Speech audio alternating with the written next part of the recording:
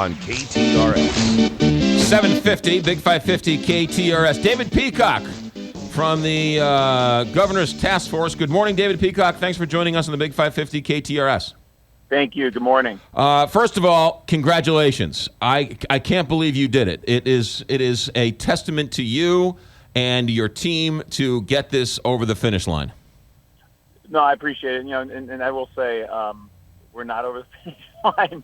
I keep telling people, there's still the vote on Friday, which is important, obviously, because it's what formalizes it. And we obviously still have a long way to go with the NFL. We have to package up the proposal that was put before the Board of Aldermen and submit that prior to the 30th of December. And the NFL committees and then ultimately the league ownership has to vote on that. So yesterday was a good milestone. We felt great about it. And I frankly was really impressed with how much time and energy the Board of Aldermen put into it and studied it and vetted it. And, I think it's also a testament to the vision that, obviously a large number of them have for St. Louis.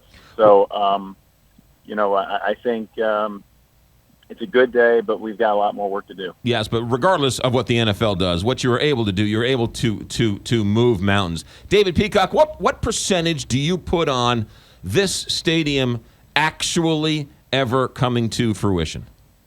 I have no idea. I mean, someone asked me last night, what I thought was going to happen, and I said, and I mean it with all honesty, and I think if you spoke to people within the NFL, whether it's ownership or people in the league staff, they'd tell you the same thing. I know probably as much now about the outcome of what's going to happen in LA next year as I knew on January 9th when we announced our plan. And I know that probably hits people like, wait a minute, all the work that's been done. Look, we're still in the game, and we did do a lot of work, but others have done a lot of work too. And it is a big decision for these guys. And I think they still aren't sure kind of where this is going to shake out. So I feel good about what we have. We've gone through design development. We've got 95% assurance on our costs. We understand the details of the stadium. We know it competes well relative to other NFL stadiums. And then we know that where the financing can come from to do something like this. So we know a lot more, but as far as what the outcome will be, it's still an uncertainty. David Peacock with us from the Stadium Task Force. The legislature keeps either threatening to sue or saying that they have to vote on this. So what are you telling the NFL, and how can it be that a Stadium Task Force can spend money and appropriate money without the legislature's vote? Yeah, I think it's two things. I think, one, I obviously have relied more on sort of the governor's office and others who are closer to the state legislature to assess how to navigate the state legislature. There have been two hearings with the General Assembly.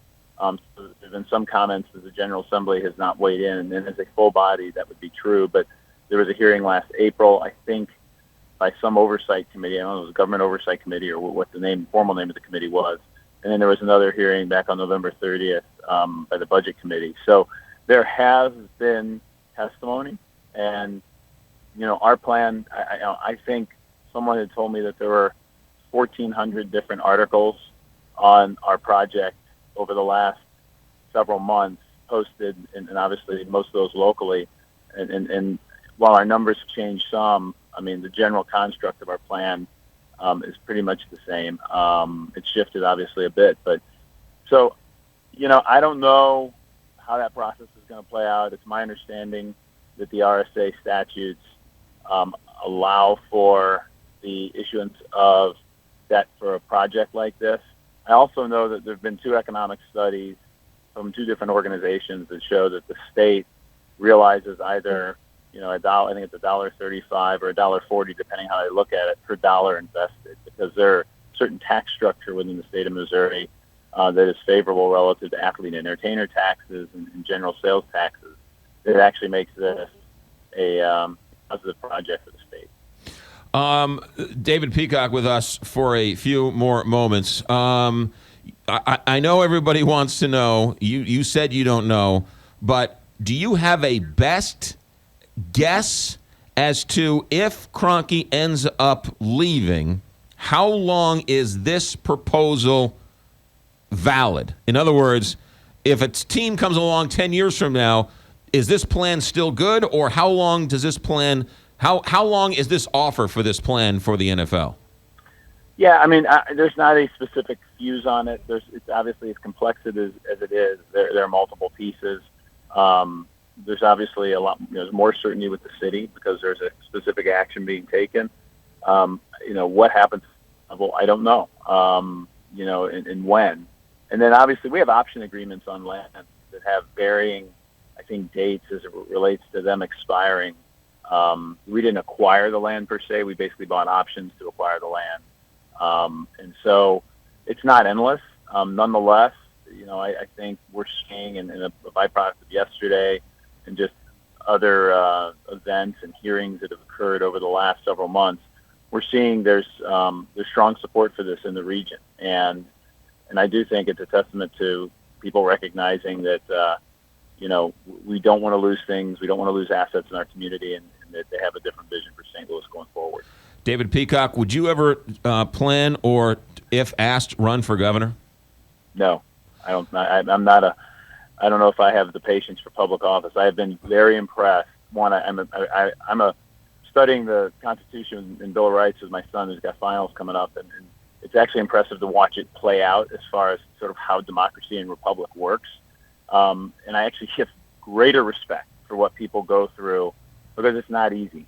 And it's clash of ideals, and you watch it firsthand. People think it's ugly. I actually think it's pretty amazing, but I don't know that I personally have the patience to do it like some other folks do. But you were able to get $1 billion package through a climate in which there's a lot of consternation. If a legislator or a governor or a mayor said, "Do you want to fix our schools or fix crime?"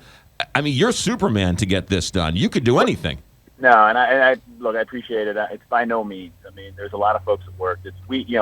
What we're asking out of the city is way less than $1 billion, and because there's a lot of private money coming in, and the challenges that our region faces, as I watched unfold what unfolded with the aldermen as it relates to this project, the other issues they're tackling like crime and education are so much bigger, deeper, more complex. I can't imagine. And so I do have a ton of respect for the people that take that on, and the political leadership as well. They're not always popular, and so they get, stuff slung at them, but at the same time, they're rolling their sleeves up and trying to solve these things. So, again, I appreciate it, but one, there's a lot of people that did a lot of work to get us where we are, and two, I think, this project is a piece of a puzzle for St. Louis that can make our region better. And it's just exciting to know that there's other folks that share in that vision. David Peacock, thanks for joining us. You're always welcome here. Good luck down the road. Thanks a lot. You got it. 758 KTRS.